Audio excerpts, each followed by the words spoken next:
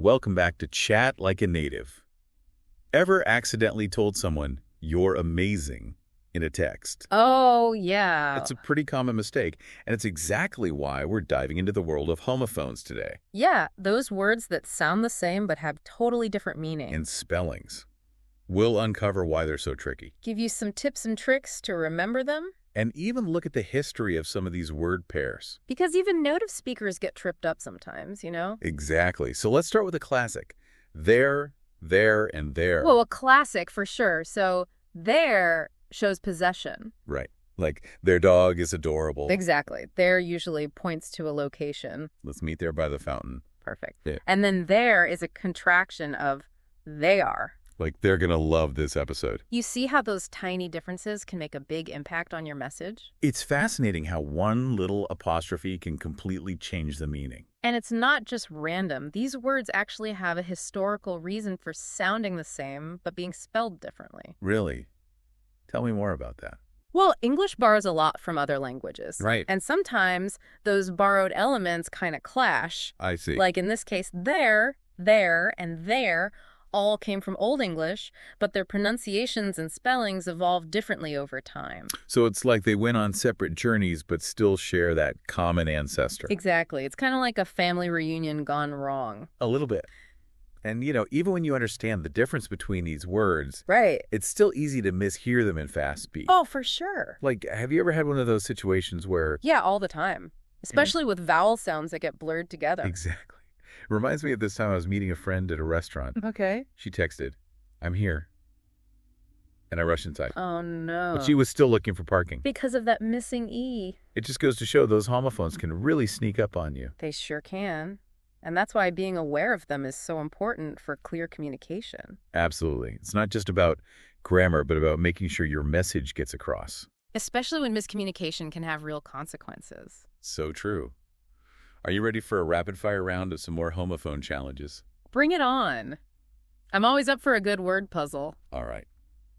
Let's start with your and your. These two are notorious for causing confusion. Yeah, even among native speakers. Your is possessive. Like, your English is fantastic. Perfect. And your is the contraction of you are. You're doing great with these homophones. See? It's all about that apostrophe. I actually think of the apostrophe as a tiny A for R. It helps me remember. That's a great visual. I tell my students to try substituting you are into the sentence and see if it fits. Oh, that's really helpful. Okay, let's keep going with its and its. Ah, yes. These are tricky because they both relate to it, but have completely different functions. Its is possessive, like the cat licked its paw. And its is a contraction of it is or it has. It's going to be a long day, or it's been a while. This one even trips up native speakers. I think it's because we tend to associate apostrophes with possession. Right, and sometimes that instinct overrides the actual grammar rule. It really shows how complex language can be. Okay, next up, whose and whose. Another pair that can cause headaches. Whose is a contraction of who is or who has. Like, who's coming to dinner? Or who's been using my phone? And whose is possessive, indicating something belongs to an unknown person. Whose keys are these? Yeah. Whose turn is it to cook? I try to focus on the question being asked. If it's about a person's identity, it's whose. That makes a lot of sense. And thinking about the context can help too. Like if you're asking about possession but don't know the owner, that's whose. That's like a little detective game. Okay, let's move on to time in comparison with then and then. Then is all about sequence, like first we eat, then we watch a movie. And then is for comparing things. This cake is better than the last one. I think of the A in then as standing for against, like one thing is going against another. Oh, that's a great image. Okay, are you ready for the ultimate challenge? Hit me with it. Effect and effect. The infamous duo. They can be tricky because they can be both nouns and verbs. So how do you keep them straight? Well, I usually think of affect primarily as a verb, meaning to influence. The music affects my mood.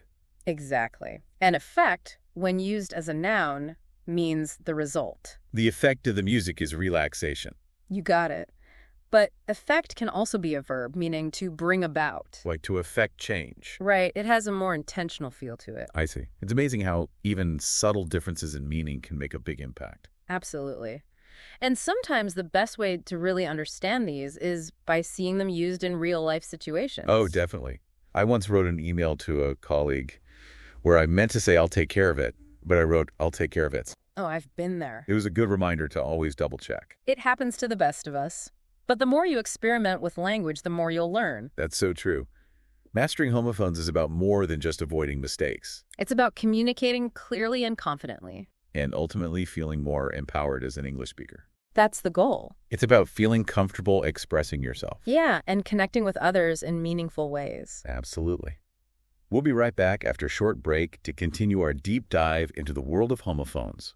Stay tuned. Welcome back to Chat Like a Native, everyone.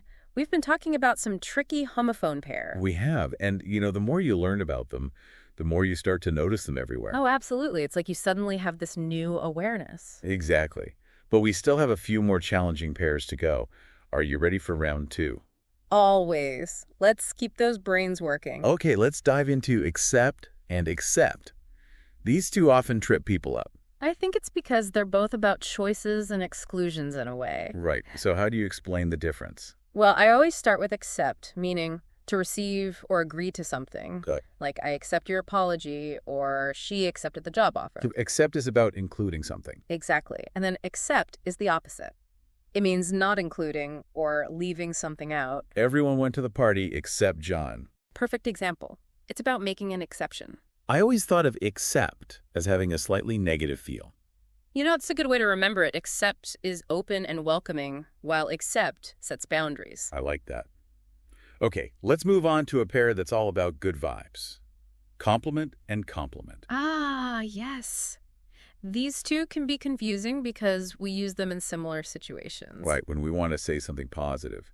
So compliment is about praising someone. Like, I must compliment you on your excellent taste in music. And compliment is about things that go well together. That hat complements your outfit perfectly. It's all about harmony and balance. Exactly. A compliment is directed at a person, while a compliment is about the relationship between things. That's a helpful distinction. And, even the pronunciation is slightly different. That's right. Compliment has a longer I sound. It's those little nuances that make all the difference. Okay, let's try break and break. Essential for both driving and speaking. Break is about stopping. Like hit the brakes. And break can mean to separate into pieces or to pause something. Don't break my heart. Or let's take a break from studying. It's that little A that changes everything. I know, right? I sometimes think about the visual difference. Brake makes me think of a car's brake pedal. That's a great way to remember it. And break makes me think of something shattering. I love that. Visualizing things can really help. Right, ready for a trio. 2, 2, and 2. Oh, these are tricky because they sound exactly the same. But they have totally different grammatical functions. Exactly. To is often a preposition, indicating direction or purpose. I'm going to the library to study. It's also part of infinitive verbs like to learn or to speak. Right, so to is about movement and action. And then we have to, which can mean also or excessively. I want to go too. Or that movie was too long. Perfect. And to is simply the number 2. I have 2 tickets to the concert. You see, even though they sound the same, their written forms are quite distinct. So if you're ever unsure, try writing them out. They can really help to see them visually. And, there's another pair that often confuses learners' practice and practice. Ah, yes. That's one of those American English versus British English differences. In American English, it's always practice. But in British English, practice is the noun and practice is the verb. It's those little variations that make English so interesting. They sure do. It's all part of the richness and complexity of the language. Welcome back to Chat Like a Native. We've been exploring all these fascinating homophones. We have. And I think it's time to talk about how to actually use them correctly. Yes. Knowledge is power, but only when we can apply it. Exactly. What are some ways your students practice using these tricky pairs? Well, one thing I love to do is have them create their own homophone challenges. Oh, that's interesting. Like writing a paragraph or even a poem using as many homophone pairs as possible. It's like a fun word game. Exactly. It gets them thinking creatively and seeing how the words work in context. I bet they come up with some hilarious stuff. Oh, they do. It makes learning grammar so much more engaging. You know what else has helped me? Actively listening to native speakers. Oh, that's so important. I'll watch videos or listen to podcasts with transcripts and really pay attention to how those homophones sound. It's amazing how much you can pick up that way. It really helps build confidence. And Yeah. have you ever tried online language forums? Oh, absolutely. They're great for connecting with other learners and getting feedback. That's like having a support system for your language journey. Exactly. And, once you start paying attention to homophones, Yeah. you'll notice them everywhere. It's like you've unlocked a secret code.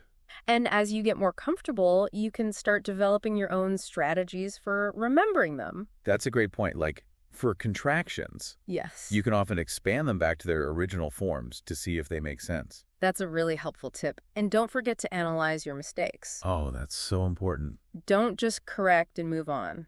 Think about why you made the mistake. Was it spelling, meaning, or something else? Right. Understanding the root of the problem can help prevent future errors. And remember, everyone learns at their own pace. Absolutely. Celebrate those little victories along the way and enjoy the process. Learning a language should be fun. Don't get discouraged if you stumble with homophones. Think of it as a workout for your brain. I love that. So to wrap things up, homophones can be tricky, They can. but with practice and the right strategies, you can definitely master them. Stay curious, be patient, and never give up on your language learning journey. Thanks for joining us on Chat Like a Native. Until next time, keep chatting like a native.